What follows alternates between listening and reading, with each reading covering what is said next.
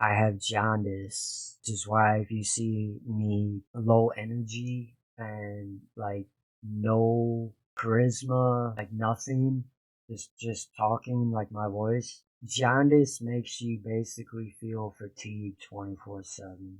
Very low energy. Jaundice is yellowing of the skin. Can't see on camera, but basically it's a liver issue. So I was on Xanax, I was on Corona, and I was on THC. I couldn't even feel my heartbeat. How close to death I really was. After feeling nothing for the last 5 years, I didn't care if I lived or died. I really didn't. Told myself, you're still alive for a reason. So I quit smoking. And I live by the motto, everything happens for a reason.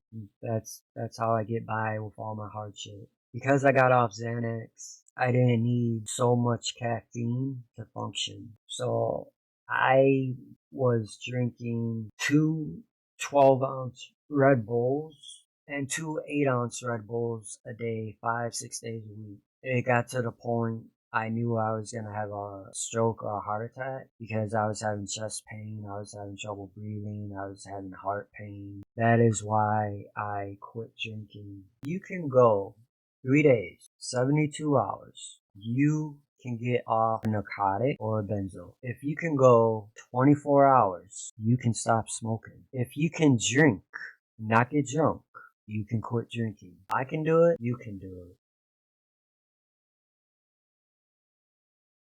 Good morning, everybody. Sorry about my voice. The weather changed. My voice gets really dry. Hope everybody's having a good weekend. My weekend just started. I'm off the next 3 days. Hope everybody's gonna have a good Thanksgiving. I'm probably gonna be eating pizza because we don't really celebrate Thanksgiving anymore. My mom works in a veteran retirement home and she has to work on Thanksgiving, so I probably haven't had like a decent Thanksgiving in like the last couple of years. Today's video, I've been thinking about it. I want to talk about a couple of accomplishments that I have managed to do over the last couple of years. 1, I quit smoking. 2, I quit drinking. 3, I quit Xanax, and 4, I, for the most part, got off energy drinks. The topic in this video is going to be more about how I did Xanax for about 4 years, which is a addictive narcotic, and how I was able to get off it and transition to proper medication to deal with my anxiety. My relationship with Xanax was a love and hate relationship. I hated taking it, but it made me feel better. I could not go into work without it because I hated my job. It was like the only way I could like tolerate going to work every day. I would basically, what I call it is day walking. So what day walking is you're on a medication and that medication puts you on autopilot. So your brain is shut off, your body acts on muscle memory, and your vision, you see what's in front of you. It's kind of like sleepwalking. You're aware of everything you're doing, but you don't remember doing it afterwards. I want to talk about why I hated Xanax. The first thing is the withdrawal. So with Xanax being a addictive narcotic, the withdrawal is almost unbearable. When I would call off work and I would use FMLA, which if you don't know what FMLA is, Google it. I would not take my Xanax. And when it came to going back to work, if I could not manage to swallow that pill, I would call off work that day. To give you an example how stressed I was with my previous job, when you file for FMLA, you have 480 hours that you can use. at any given point, at any given time for your first year. After your second year, you have to wait for your anniversary dates and you need to accumulate that 480 hours. I have used probably 480 times 4. I want to talk about what it's like to go through withdrawal of a narcotic. Your entire body feels like it's dying. Your whole body hurts. Very unpleasant. You have like no appetite. You feel fatigued 24/7. You get hot, you get cold, you get the chills, you get the sweats. I don't recommend anybody to go the route that I did. The reason why I chose Xanax is it was a quick fix. I didn't have time to see a psychiatrist. I didn't have time to get a diagnosis. I just knew, unfortunately, from videos and rappers what Xanax was used for and how it is the most prescribed drug to diagnose anxiety. It is overprescribed. It's not hard to get Xanax. It really is not. I'm not going to go into how. I'm not going to go into any details, but it's not hard. If you know about the rapper Little Peep, he ended up dying from fentanyl, which, if you know anything about the streets, Xanax, it's laced with fentanyl because it keeps the buyer to buy more, because the fentanyl has a higher high and more significant withdrawal side effects. And if you overdose on fentanyl, obviously you die. That's what happened to Lil Peep. That's what happened to other people. I want to talk about how I managed to quit Xanax, which basically I was in such a depressed state that for the last 5 years, I felt nothing. Just numbness. Everything I went through, I'll give you the rundown. In 2015, my grandpa died. I didn't get to say bye. In 2017, my grandma died. My grandpa died. My best friend died. Within the same year, within the same month, with like a week apart. So I was going to like funeral and wake for like an entire month. Honestly, I can't tell you when they died. I can't tell you any dates. All I can remember is 2015, 2017, 2018, 2019. So in 2018, I was driving on the highway. It ended up being freezing rain, black ice.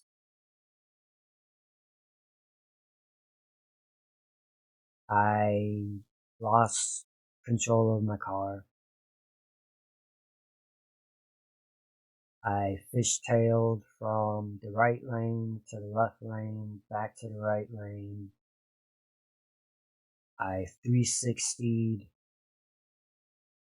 The whiplash was so bad that it literally had me going back like this, and all I could see was my mirror. I couldn't even hold on to the steering as watch my mirror and just watch everything spin.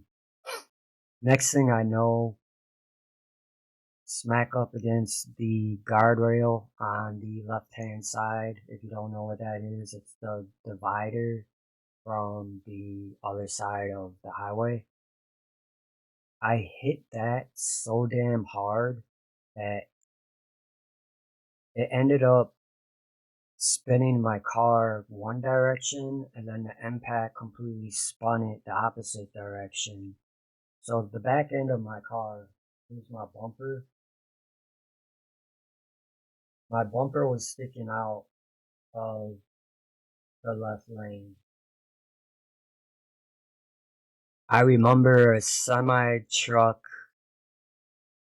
went passing by so fast, it was just a blur.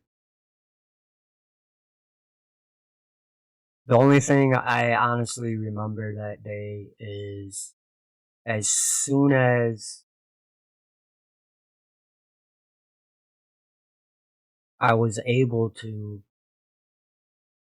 I remember I got out of my car and I was so scared I was gonna be trapped in my car and I was gonna die. I actually exited through the passenger side and I called 911 and all 911 did was say, do you need an ambulance? Right now we're only taking ambulance reports. I was like, no, I don't think I'm hurt.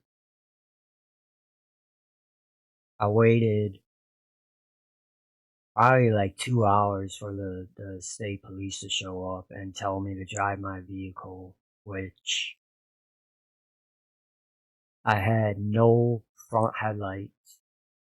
I had no heat and I had to drive home. 25-minute drive took me 7.5 hours. There was over 200 accident reports. One of the people I work with, I will never forget this. He was on two wheels. Like he was straight up sideways to avoid hitting my car. And somehow miraculously, he was able to center out the car and land back on four wheels. And I'll never forget that. It's something you just have to see to believe. I remember for like 3 months, every time I would drive on the highway, I would be passing my bumper on the way home. They never picked it up. It was there for like 3 months. The only thing I can remember, honestly, is from the pictures that I have, my license plate, and my headlight. So what I'm gonna do, I'm gonna go on Facebook real quick. I don't know if I even remember my login. Oh wow, I got it. Okay. No make this. My Facebook basically is my way of trying to remember like my life. I can tell you when I was happy, and then I can tell you when I started feeling depressed. This is my grandpa, and this is my grandma. They both died the same year, same month, a week apart. This was us celebrating like her 80 plus. I think she was like 84 is the birthday. She's not even smiling. She was so depressed after my grandpa died. She blamed herself for his death. This is my grandpa when he was still alive in the veterans home. This is my mom.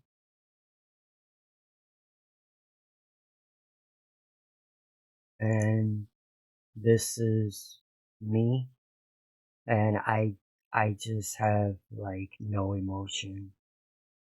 I was so sad to take that picture. But I can't like, being bipolar, you don't get to control your mood and or like 5 years I had not felt emotion. I used to love to cook, and then my dishwasher broke, and I haven't cooked since. I'm still trying to get like a new dishwasher. I used to love taking pictures of me doing stuff like setting up my computer, um, working on my car. But to get back on track, all this here,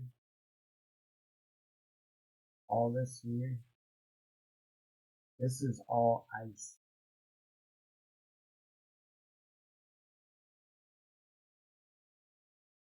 This is my headlight, and I have it downstairs. So every time I go downstairs, I have it in the garage now. But I have that as a reminder.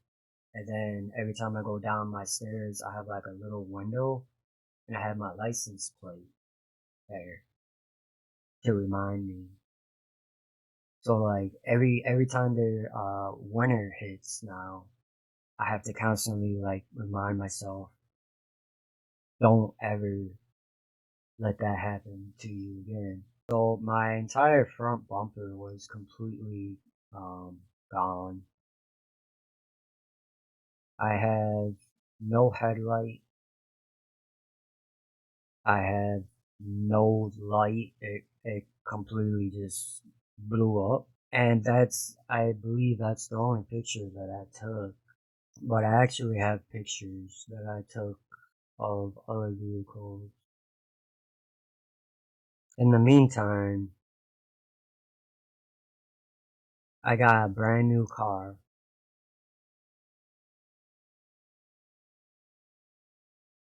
Let me show you what happened to it.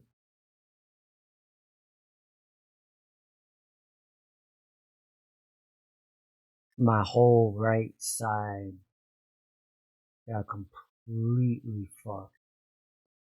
And the person that did it was a worker. Here's his car.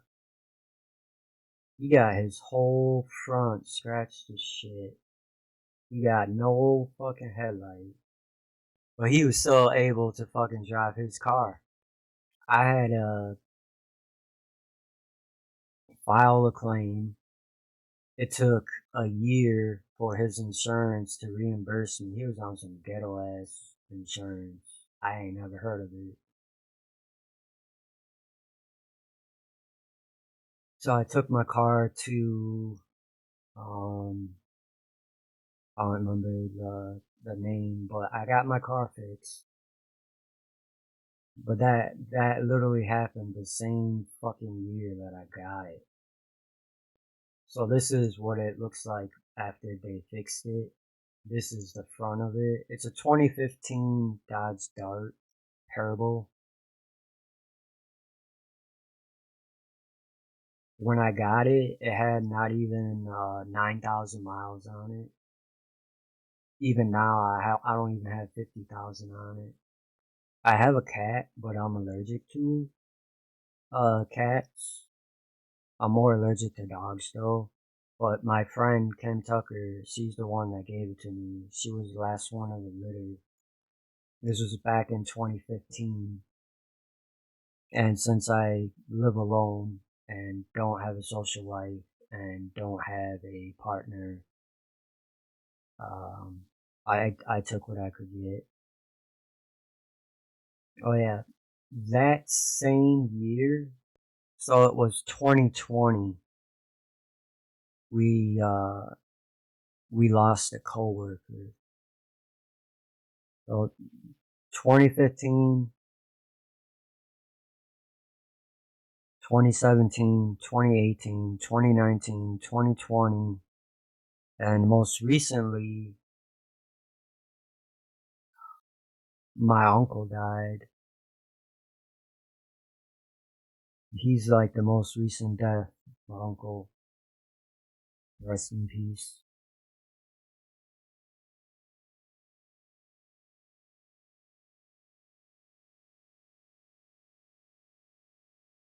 Okay. I think the thing that is most sad,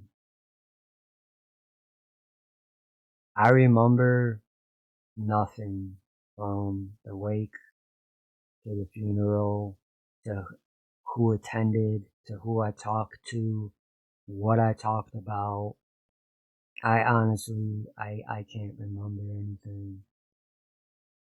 I have way too many pictures of food and a cat. Okay, I think I'm getting there. Still watching the video, thank you. I appreciate your time and I appreciate you allowing me to make this video. Um, I'm a very open person, so talk like this is normal to me, I guess. Unfortunately, okay, I don't know, because if it's not on this phone, no, it's not. Either I'm blind or it's on my new phone. I just pulled something up. I don't remember doing it. But this was on 7/23/2020. And I wrote this. Rest in peace, Chris. And 2 years already. Wish you were here. Mom, because of you, I'm alive today. It's your birthday, and I hope you're okay. I hope you're healthy and feeling well. I'm glad you like your gift and want me to write again. I can't be there, so I'm writing this song. These 10.5 hour shifts and 60 hours a week are too long. I just want you to know I take it one day at a time. And I just tell myself it'll get better and to stay strong. I miss the days me, you, dad, and Tim would watch movies in the living room roasting marshmallows by the fire. I know because of you that you helped me make my future. And dad being strict on me, always giving me lectures. I wish we took more pictures because time is going too fast. I just want to go back and relive in the past when everything was simple and we were happy. Mom, I just want to say I love you and have a great day. You've seen all my pain and torment, remorse, regret, mistakes I've made in life.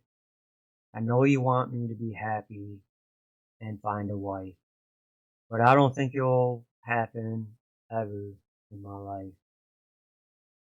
You've always loved me, and I know you always will. I love you too, and always will, so happy birthday. And I just wish time didn't exist and it would go away, so we could spend more time together every day. Instead of being separated and drifting apart, I wrote you another song from my heart. I have to go now. It's time to clock back in and depart. Love you and enjoy your special day. Just know I am staying strong and I will be okay. So every year, my mom tells me don't get her anything for her birthday. She just wants me to write her a poem. I don't even remember writing that.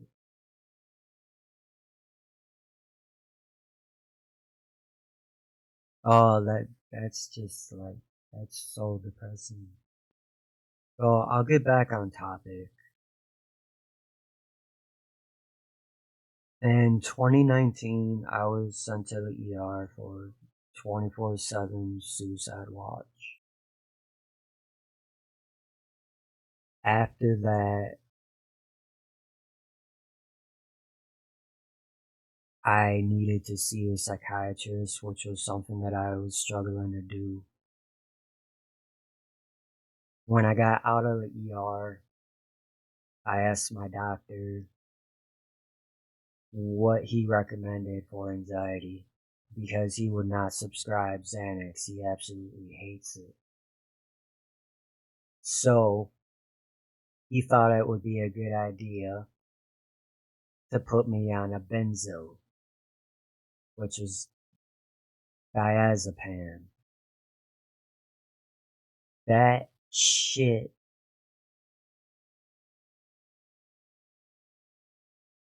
I did not take it long. I straight up refused to take it. That was just, if I had to choose Xanax or diazepam, I would choose Xanax. So after that happened, my aunt did all the networking and she helped me.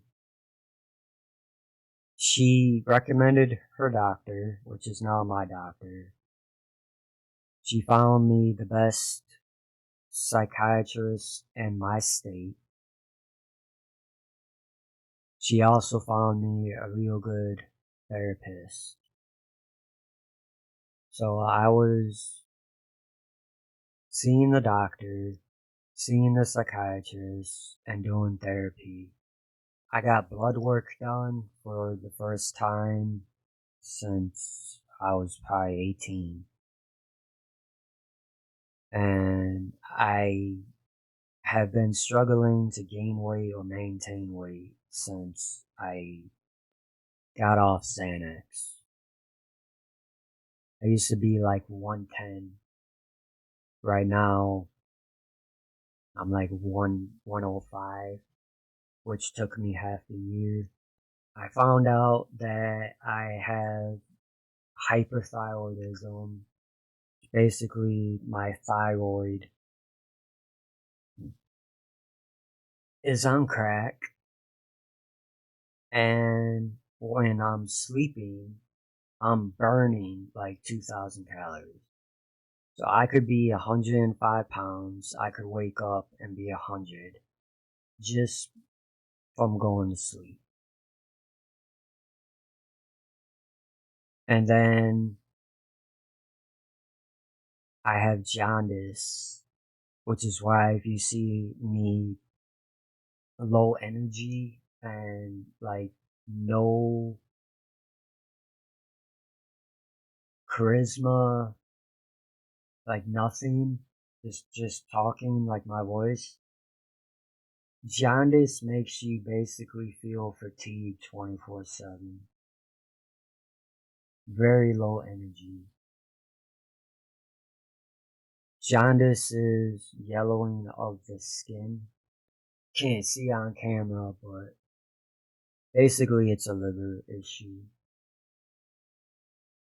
That is why I quit drinking. I was in so much pain and I felt so lost that I did whatever I could to just stay numb.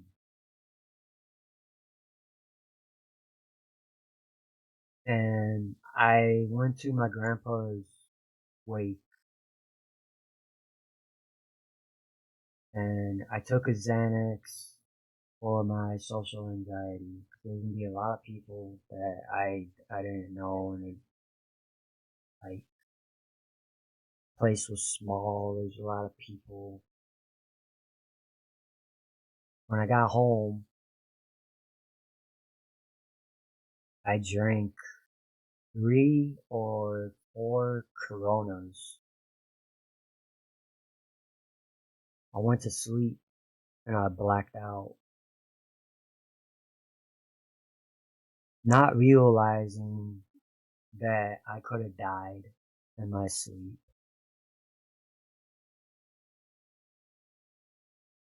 And that's when I told myself, you need to quit drinking, because I would literally have to wait 24 hours before I knew it was even safe for me to have a drink. And the thing about anxiety medication is it makes you real bad short-term memory. So you could say, oh, I didn't take my Xanax today, and you actually did, but you don't remember.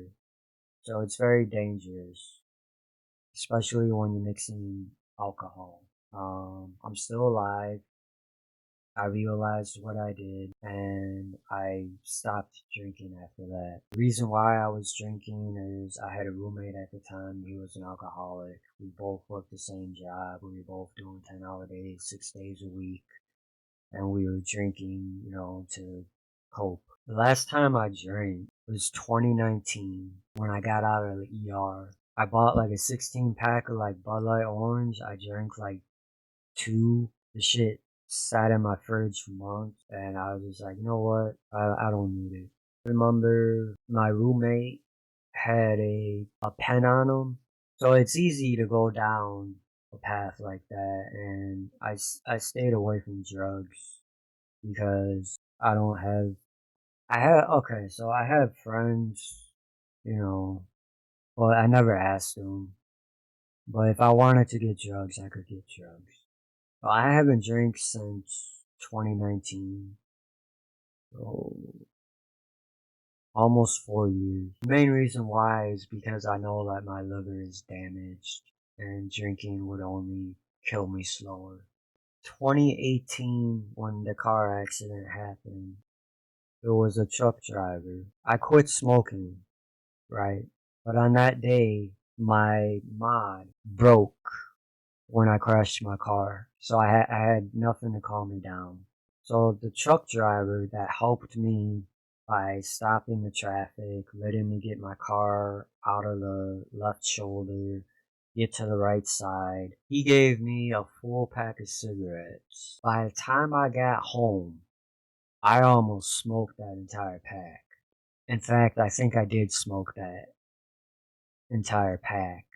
Because it took me 7.5 fucking hours to get home. 25-minute drive. When I realized how close to death I really was, after feeling nothing for the last 5 years, I didn't care if I lived or died. I really didn't. I told myself, you're still alive for a reason, so I quit smoking. And I live by the motto, everything happens for a reason. That's how I get by with all my hardship. Because I got off Xanax, I didn't need so much caffeine to function. So I was drinking two 12-ounce Red Bulls and two 8-ounce Red Bulls a day, 5, 6 days a week. It got to the point I knew I was gonna have a stroke or a heart attack because I was having chest pain, I was having trouble breathing, I was having heart pain. So I quit that. If you made it to the end of this video, thank you very much. I am a very open person, so I have no problem showing my Facebook or anything like that, or pictures of family or anything. The purpose of me making these videos is to look back at my life and tell my story and try to help other people stay strong and not fall to depression and give up and attempt the suicide route, etc. So I'm trying to be a voice. I'm not trying to be a influence. And I hope that people are listening. Thank you for watching. I hope you guys have a good Thanksgiving, and I'll see you in a week or two.